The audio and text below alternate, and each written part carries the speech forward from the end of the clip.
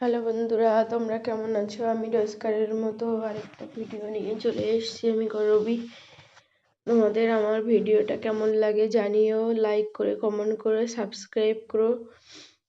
দেখো বন্ধুরা, আমি প্রথমেই চলে এসেছি ছাদ বাগানে এসে আমি আজকে গাছগুলোকে পরিষ্কার করব, কারণ অনেক দিন গাছগুলো সব পরিষ্কার করা হয়নি, পাতা পড়ে যা সাইড দিয়ে পরিষ্কার করি, কিন্তু আজকে সব টবগুলো পরিষ্কার করব।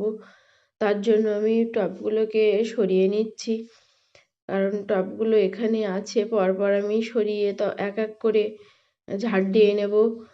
দেখো বন্ধুরা, আমি এত বড় বড় টব আস্তে আস্তে সরিয়ে নিচ্ছি, যেগুলো পারবো না সোনার বাবার কাছ থেকে সরিয়ে নেব।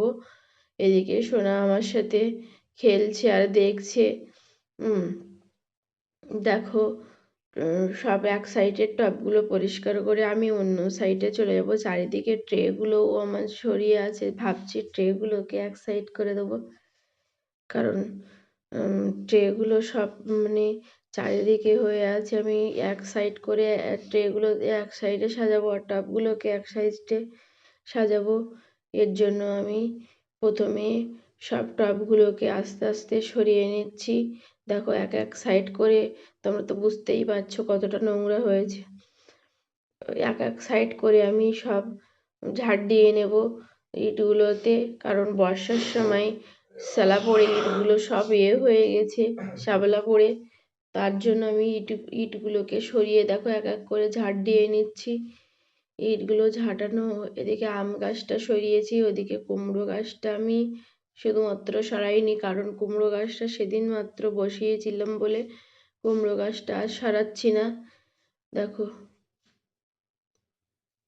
কত নোংরা হয়েছে বন্ধুরা, না বালি পড়ে পড়ে যে জল দেওয়া হয় তার থেকে বালি সরে সরে কত নোংরা। আমি এর জন্য প্রথমে সরিয়ে নিচ্ছি গাছগুলোকে, নিয়ে এক এক করে সাইড করব গাছগুলো, কারণ ছাদ বাগানে তো শুধু করলেই জানো তো তোমরা বন্ধুরা কতটা কষ্ট, নিচের বাগানের থেকে ওপরে গাছগুলো রাখা, আর তার উপরে জল ছাদ না থাকলে তো আরো দেখাশোনা করতে হয়, কারণ কখন কোনো অসুবিধা হয় জানি না।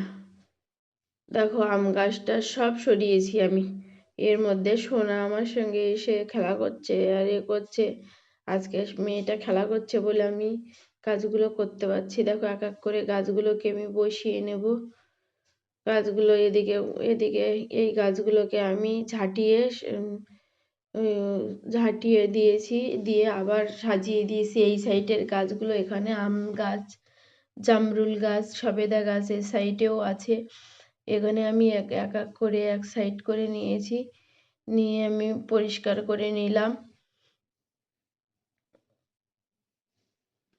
দেখো, আমি এক এক করে সরিয়ে ইটগুলোকে পরিষ্কার করে নিচ্ছি, কারণ এই যে টবটাতে আমি যে রেখেছি এখানে তুলে তুলে রাখছি। দেখো কতটা নোংরা হয়েছে ছাদে, যে কতদিন ধরে এরকম ভাবে খুলে পরিষ্কার করা হয় না। ওর জন্য ভাবলাম আজকে সময় আছে, আজকে একটু করে নিই, না হলে সব দিন তো সময় পাই না যে করার। আর আমার সাথে যদি কেউ না থাকে তাহলে এগুলো করা যায় না। এই যে আমি এখানে বসে আছি, এইখানটা পরিষ্কার করে নিচ্ছি, এই সাইডটাতে আমি ট্রেগুলোতে আনবো, তাহলে ট্রেগুলো যদি সাজিয়ে রাখি দেখতেও সুবিধা হবে। ট্রেগুলোর নিচে ইট দেওয়া ছিল না, ভাবছি সবগুলোতে ইট দিয়ে দেবো।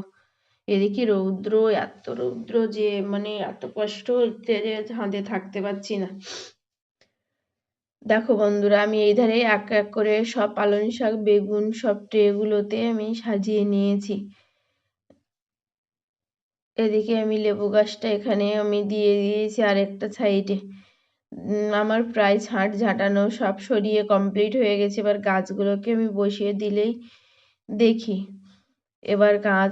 এবার দেখো, আমি এক এক করে ড্রাগন গাছগুলো সরাচ্ছি। ড্রাগন গাছগুলোতে আমার এই ড্রাগন গাছটা দেখছি যে কাঠ ইয়েটা দেওয়া ছিল সেটা সরে গেছে, তার জন্য আমি আবার বেঁধে দিলাম। এবার এই ড্রাগন গাছের সাইডগুলো সব পরিষ্কার করে নিয়ে দেখো, আমার এই বেগুন গাছটাও আমি ওই সাইড করে বসিয়ে দেবো। বেগুন গাছটাতে দুটো তিনটে বেগুন এসেছে সবে, তোমরা দেখতে পাচ্ছ দুটো বেগুন কিন্তু না, আরেকটা